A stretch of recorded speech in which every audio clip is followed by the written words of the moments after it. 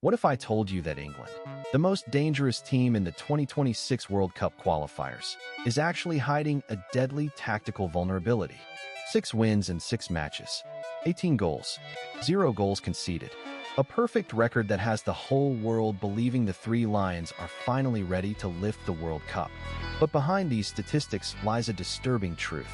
In 4 of their 6 qualifying matches, England failed to penetrate their opponents' defenses in the first 30 minutes. An average of 26 minutes without a single shot on target. 26 minutes of dead space, as Europe's most talented attack turns into a toothless giant. Today, we'll reveal England's tactical Achilles heel, the very spot that just one well-aimed hit from one opponent at the 2026 World Cup would destroy the dream of an entire nation. And believe me, it's not by accident that they're keeping this quiet. The context of the revolution. In the summer of 2024, Gareth Southgate left the England national team after a 2-1 defeat to Spain in the Euro 2024 final. 8 years at the helm, 2 major tournament finals, but not a single trophy. The English Football Association made a radical decision. For the first time in its history, a foreign coach, Thomas Tuchel, was appointed head coach. An 18-month contract, running until the 2026 World Cup in North America. Why Tuchel? The answer lies in Southgate's failure. His 4-3-3 tactic, emphasizing the individual talents of stars like Kane and Saka, worked against average opponents but crumbled under pressure from elite teams. Spain demonstrated a classic example in the Euro 2024 final. Intense pressing in the center of the field, blocking Saka's right flank, and England became a team without ideas, capable of creating chances only from set pieces. Tuchel is called upon to solve this problem. But here's where the real drama begins. The German coach is known for his structural complexity, his love of three-man central defense, and strict positional demands. Meanwhile, the English national team spent 8 years building on Southgate's principles: flexibility, individual skill, and minimal tactical restrictions. These two opposing worlds collided, and no one knows yet who will prevail: Tuchel's structure or the chaos of England's talent. The core of the problem, the positional trap. Let's delve deeper. In September 2025, England played a friendly against Serbia. The score was 5-0. It would seem like a triumph, but the heat maps of player positioning tell a different story. Harry Kane spent 68% of his time not in the opponent's penalty area, but in the deep zone between the center backs and defensive midfielders.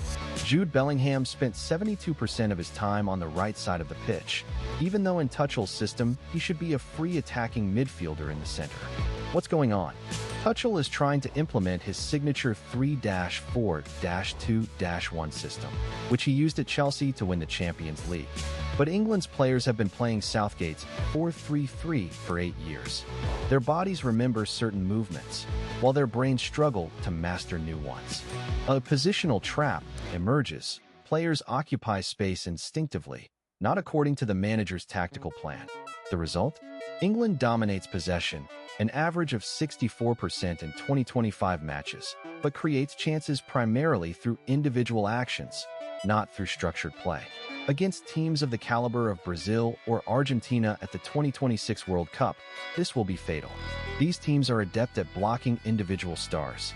And when Saka is surrounded by 2 defenders and Kane by 3, England will be left without a plan B.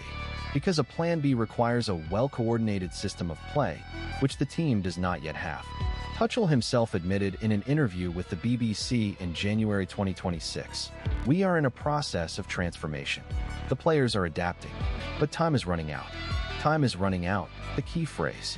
The 2026 World Cup is less than 5 months away, and it usually takes a team at least 2 years to fully adapt to a new system. Achilles heel number 1. Left defense. Now let's get down to specifics. England's first and most obvious weakness is their left side of defense. On the right side, England has Reece James, one of the best right-backs in the world, capable of both solid defense and powerful attack. On the left side, there's a crisis. Luke Shaw, once one of the Premier League's best left-backs, is now a shadow of his former self. Injuries have plagued him for the past 3 seasons. In 2025, he played only 14 matches for Manchester United. In the England national team, Tuchel is forced to use him as an A option, despite his age, 30, and physical instability. Ben Chilwell is an alternative, but his form at Chelsea is far from ideal. And Tuchel's main hope, the young O'Reilly from Newcastle, has only 5 caps and 0 experience in major tournaments. The statistics are unforgiving. In 2025 friendlies, 68% of opponents' attacks were directed at England's left flank. Opponents see this, and they will exploit it.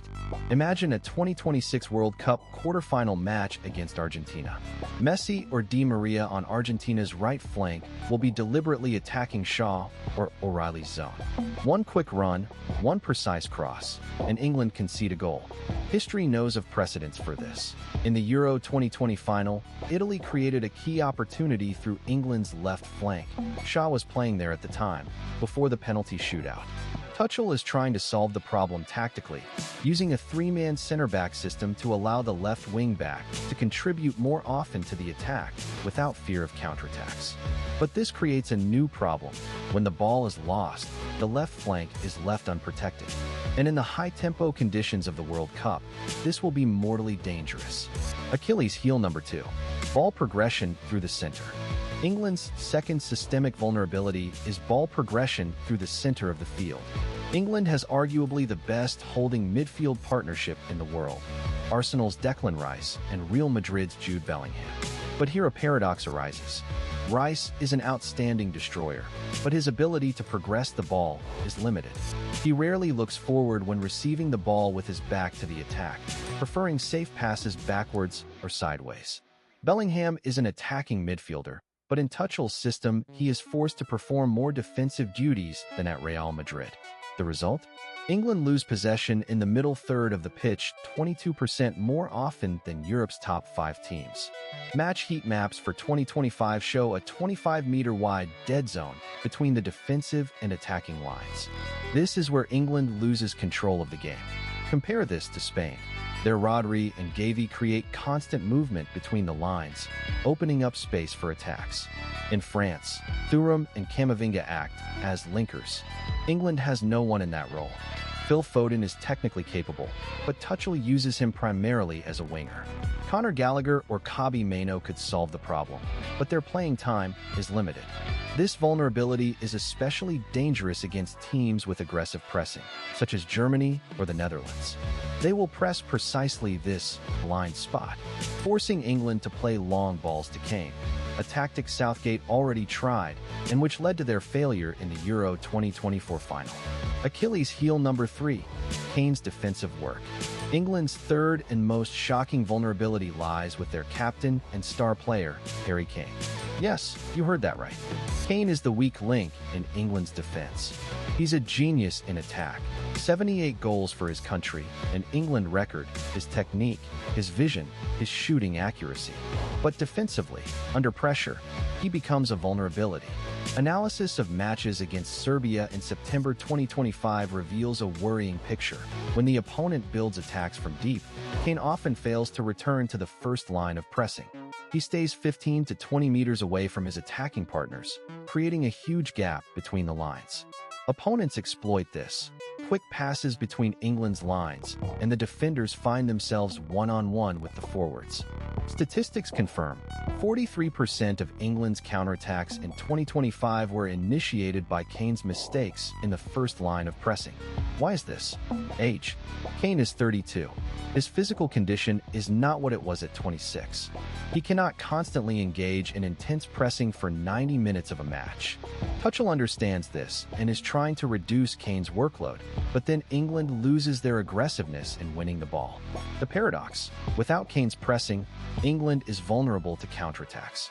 With Kane's pressing, he tires out by the 60th minute and loses his attacking effectiveness. At the 2026 World Cup, where matches will be held in the hot climate of North America, this problem will be exacerbated. Kane will be forced to choose, conserve his energy for attack or contribute to defense. And in any case, England will lose. The psychological factor, the penalty curse. But tactics are only half the problem. The other half is psychology. England has the worst penalty record of all the leading European football nations. 1 win in 5 shootouts at major tournaments. The conversion rate is only 69%. By comparison, Germany has 93% and Spain 85%. But why? Research by Norwegian psychologist George Jordet reveals a shocking detail. English players make penalty decisions 0.28 seconds faster than players from other nations. They run to the ball almost immediately after the referee's whistle. Why? The culture of quick decisions in English football. From childhood, players are taught, don't think, act. But penalties require a deliberate approach. Players from other nations pause, look the goalkeeper in the eye, and choose the angle. English players take them instinctively, and they miss more often. At the 2026 World Cup, this problem could cost England the title. Imagine a semi-final, a 1-1 draw after extra time. A penalty shootout. Kane shoots first and scores. Saka shoots second and scores. But then O'Reilly, a young defender with no experience, shoots too quickly and misses. The pressure mounts. The 4th penalty goes to Bellingham. He pauses, looks at the goalkeeper, and shoots into the corner, where the goalkeeper dives. 2-3, England loses. This is not a fantasy. This is a scenario that has already been repeated 6 times in the history of the national team. And so far, there is no sign that Tuchel has solved this problem. His experience with penalties at Chelsea and Bayern Munich isn't impressive. Both teams lost shootouts in key matches under his leadership. The temperature factor of the 2026 World Cup. Let's add another layer of complexity: climate. The 2026 World Cup will be held in June and July in North America. Temperatures in cities like Mexico City, Dallas, and Miami will reach 35 degrees Celsius, 95 degrees Fahrenheit, with high humidity. England has chosen Kansas City as its base camp, a city with a climate similar to many of the tournament's matches. But herein lies a problem. 70% of England's players are based in England, where the average June temperature is 18 degrees Celsius, 64 degrees Fahrenheit. Physiological studies show that players from cool climates lose 18% of their stamina after 60 minutes of a match in temperatures above 30 degrees Celsius, 86 degrees Fahrenheit. Players over 30, like Kane, 32, and Kale, 31, are particularly vulnerable. At the 2022 World Cup in Qatar, also a hot climate, England lost 2-1 to France in the quarterfinals. Griezmann's key goal came in the 78th minute, when the English players were already exhausted. Tuchel is trying to solve the problem with special training in heat chambers and acclimatization for 3 weeks before the tournament. But 3 weeks is not enough for the body to fully adapt, especially considering the players will arrive for training after a grueling Premier League season. The risk is obvious. In the knockout stages, England will lose fitness in the final stages, when the tournament's fate is at stake. Disastrous scenario. Now let's look at the problem from the opponent's perspective. How to beat England at the 2026 World Cup. The tactical plan consists of 3 steps. Step 1. Block Saka's right flank. Saka is England's main creator of chances. His dribbling, passing, and left-footed shooting are the foundation of his attack. To neutralize him, you need to use a channel tactic. The right back closely marks Saka, and the right midfielder closes the space between him and the center of the field. This is exactly what Spain did in the Euro 2024 final. Result: Saka created only 2 chances in 120 minutes. Step 2. Exploit the left side of England's defense. Attack the Shaw/O'Reilly zone with quick runs from the winger and crosses to the far post. Statistics show that England has conceded 4 of their 12 goals in 2025 friendlies from the far post on the left flank. Step 3. Force England to play through the center. How? Press high on Rice and Bellingham, blocking passes to the flanks. England will be forced to play long balls to Kane. But Kane alone won't solve the problem. He needs support. And with high pressing, support won't come. Result: England loses the ball in a dangerous area. The opponent launches a counterattack through England's vulnerable left flank, and a goal. This scenario has already worked against England twice. In the 2018 World Cup final, Croatia, and the Euro 2024 final, Spain. And it will work again at the 2026 World Cup. if the opponent is smart enough to execute it. Tuchel under pressure. But England's greatest vulnerability isn't their tactics or their players. Their greatest vulnerability is Thomas Tuchel himself. His 18-month contract creates a unique psychological effect. Last chance. Tuchel knows that if he doesn't lead England to the 2026 World Cup title, his career at the top level is over. After his failure at Bayern, he was sacked in 2024. This is his last chance to prove he's a coach capable of coaching a top-5 team. The pressure is enormous, and it influences his decisions. An analysis of England's matches in 2025 reveals a worrying trend. In 8 games, Tuchel has used 4 different tactical systems: 4-3-3, 3-4-2-1, 4-2-3-1, and even an experimental 3-5-2. This tactical instability is destroying the team's identity. Players don't know what's expected of them. At critical moments in a match, they act instinctively, not according to plan. Compare this to Luis Enrique's Spain, one system honed over years, or Scaloni's Argentina, flexibility within a clear philosophy. Under Tuchel, England is chaos masquerading as adaptability. And this chaos could cost England the 2026 World Cup title, especially considering that Tuchel has never coached a national team at a major tournament. His experience is limited to club football, and national teams are a completely different reality. Short training camps, players with different club styles, and the psychological pressure of national team football. Tuchel has yet to prove he's ready for this challenge. Light at the end of the tunnel. Solutions. But all is not lost. England has a path to victory at the 2026 World Cup. 3 specific tactical adjustments could change everything. Adjustment 1.